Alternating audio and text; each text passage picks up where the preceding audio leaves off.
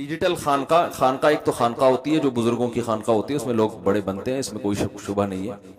लेकिन मैं ये एक चीज देख रहा हूं कि इस वक्त मुसलमानों का एक बहुत बड़ा अलमिया है पोस्तीपन। पोस्तीपन समझते हैं? बोलो ना। जो दीनदारों में भी होलसेल के हिसाब से सुस्ती, काहिली, कोई प्लानिंग नहीं, पड़े हुए हैं तो पड़े हुए हैं, पुलिस भी नहीं आके इनको उठा पा रही है, सो रहे हैं तो सो रहे हैं। नमाज के लिए आ रहे होंगे ऐसे खरामा खरामा जैसे किसी ने धक्के दे के ना घर से चित्रौल लगा के निकाला है। न चलना जानते हैं, ना बैठा हुआ इधर टेढ़ा मेढ़ा, इधर से पता नहीं सीधा बैठा ही नहीं जाता। हमारे हजरत मुफ्ती रशीद अहमद साहब के सामने कोई आके टेढ़ा बैठता था ना, उसको कहते कमर सीधी करके बैठो, ऐसे डांटते थे उसको कि क्यों यूं यूं यूं करके क्यों बैठे हुए होते हैं ना लोग, तरह बैठे हुए हैं। हजरत फरमाया कमर सीधी करो। एक दफा तो एक साहब कमर क्यों झुका के बैठे हुए, फरमाया कि थोड़ा सा सीधे करें कमर ना। वो सीधी हुई तो फरमाया कि मैं आज तो अच्छा भला कद है आपका, मैं समझ रहा था आप ठिकने आदमी है। एक हमारे जानने वाले बहुत छोटे कद के, अल्लाह ताला उनको दुनिया और आखिरत की भलाइयां दे, किसी का मजाक मकसद नहीं है, वो खुद अपना एक दिलचस्प वाकया सुना रहे थे। बहुत छोटा कद है ना, जैसे बाज लोग होते हैं ना बहुत छोटे कद के।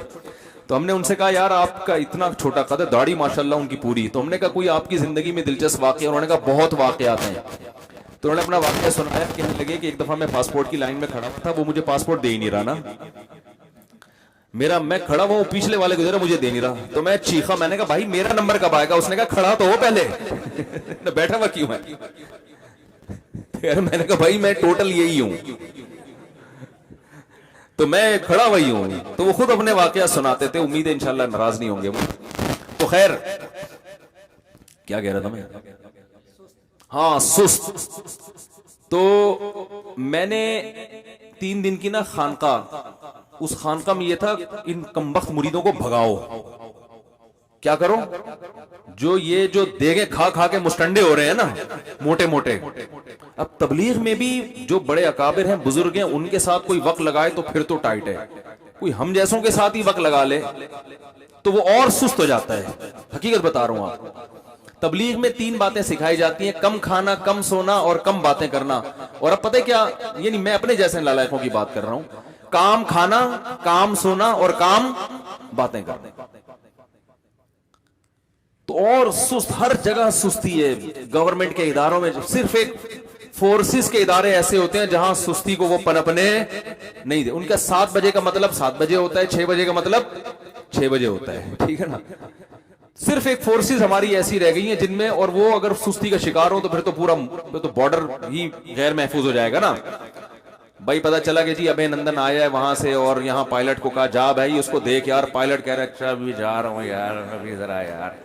जैसे गवर्नमेंट के इदारों में होता है, अगर पायलट यूं शुरू कर दे भाई अभिनंदन आया हुआ है, वो तो पहुंच गया बॉर्डर क्रॉस करके। अब यहाँ एयरफोर्स ऑर्डर कर रही है पायलट को, अभिनंदन के मुकाबले में जो पायलट गए थे पता नहीं क्या नाम है उनका, अदनान सिद्दीकी साहब। तो वो अदनान सिद्दीकी को गवर्नमेंट ऑर्डर करेगा भी जाओ। अदनान सिद्दीकी कह रहा है अच्छा भाई जा रहे हैं अभी यार, जा रहे हैं, इतनी जल्दी क्या है कि पागल हो गए, कोई पैटम बम लेके आ रहे हैं क्या? जहाज ही ला रहे हैं ना।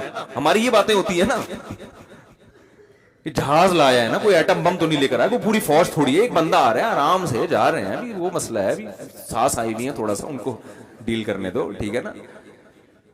तो ये तो शुक्र है फोर्सेस में ये सुस्ती नहीं है, उनको वो तबीयत से धो देते हैं 2 साल। हमारे अपने 1-2 रिश्तेदार गए ना आर्मी में, तो वो मेरी वालदा, मेरे मामू गए थे आर्मी में, तो मेरी वालदा बताती हैं जब मैं उनसे मिलने जाती तो मोटे मोटे आंसू से रो रहे होते थे वो। और वो चाहते थे कोई गेस्ट मिलने के लिए आया करे, थोड़ी देर की फुर्सत मिल जाती है इस बहाने। तो ठीक है खराबियां भी हैं, लेकिन एक्टिव हो जाता है इंसान। मेरे वाले साहब चूंकि नेवी में थे तो 63 साल की उम्र में भी हम देखते थे सुबह 4 बजे उठ के एक्सरसाइज कर रहे होते थे। वो अपना एक उनका मामूल था, वो पूरा, सुस्ती थी नहीं उनमें। तो सुस्ती हम सब का एक अलमिया है। बात करेंगे तो ऐसे मिनमिनाते हुए आदमी को पता नहीं चला भाई तू पूरे अल्फाज तो तबीयत से निकाल ले, जबान से तू खुद ही खाए जा रहे अपने अल्फाज हैं। लोग आते हैं ना, बोल तो तजवीद के साथ, एक एक लफ्ज वाजे हो, लेकिन सुस्ती बोलने में, फोन पे बात कर रहे होते हैं आवाज ही नहीं आ रही होती, भाई थोड़ा जोर से बोल लो यार। तो ये हमारा बहुत बड़ा मसला है जिससे हम इज्तिमाई सतह पे तबाह हो रहे हैं। और सुस्त आदमी दीनदार नहीं हो। दीनदारी का गेटअप बना सकता है, दाढ़ी बड़ी हो सकती है सुस्ती में कि काटने का टाइम ही नहीं मिला उसको, सही है ना। तो गेटअप तो बन सकता है लेकिन दीनदार नहीं बन सकता। ये मेरा टॉपिक नहीं है, जल्दी से बात समेट के मैं अपने असल टॉपिक की तरफ आता हूं। तो हमने खानका 3 दिन की करवाई थी, शेख साहब भी उसमें दौड़े थे, मैं शेख था, मैं पीरो मुर्शिद था। तो मैंने 3 दिन जो है ना, हमने कंट्री क्लब में बुलाया सबको, कंट्री क्लब था, पता नहीं कौन सा क्लब था, नाम याद नहीं मुझे। उनसे पैसे लिए उसी के कि इस्लाह के लिए रोकड़ा खर्च करो अपना। क्या खर्च करो? रोकड़ा। फ्री फोकड़ का लंगर नहीं मिलेगा यहाँ पे तुम्हें, रोकड़ा खर्च करो, तुम्हारे खर्चे पे हम तुम्हें होटल में किराया लेके, हालांकि हम कर सकते थे, हमारे पास जराए वसाइल हो जाते हैं अल्हम्दुलिल्लाह। हमने कहा नहीं, फ्री फोकट वाली इस्लाह, ये इस्लाह होती नहीं है। इसमें तो आ जाएंगे लोग, चलो आधा कराची आ जाएगा यार, चलो भाग लेंगे 4 बजे, फ्री में मिल रहा है ना, थोड़ी आपके खर्चे पे आपकी इस्लाह होगी। तो उसमें मैं फिर इनको 4 बजे भगाता था। तो हो सकता है कोई कहता है ये कौन सी इस्लाह, ये कौन सी आखिरत की मोहब्बत पैदा हो रही है यार, कब्र का अजाब बताओ, मैदान हशर की सख्तियां बताओ, ये होती है इस्लाह, ये क्या 4 बजे उठ के भगा रहे हो। तो मैं उनको पहले बता दिया था कि यहां इस वक्त 3 दिन मैं आपका पीर हूं, और पीर का मतलब ये होता है जो वो कह रहा है उस पर आपने अमल करना है। तो भगाया हमने 3 दिन उनको। तो लेकिन अब सोच रहा हूं 3 दिन से 40 दिन का होना चाहिए, उसमें मेरी अपनी भी इस्लाह होगी ना, हम भी तो भागेंगे 4 बजे उठ के,